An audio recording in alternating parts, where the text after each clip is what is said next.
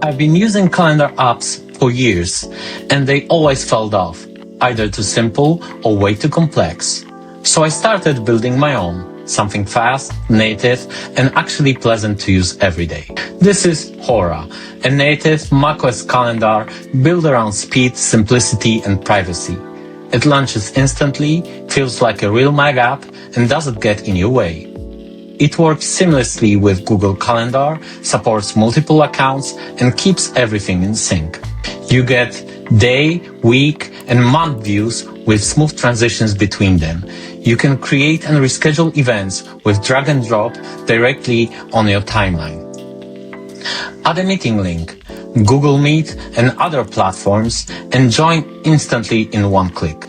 Your next meeting is always visible in the menu bar, so you can join instantly without opening the app. If you prefer keyboard, you can navigate everything with shortcuts. Quick Search lets you find anything across your calendars in seconds. You get native macOS notifications and Smart Sync that keeps things up to date without slowing you down. And your data stays between you and Google. Nothing is stored on external servers.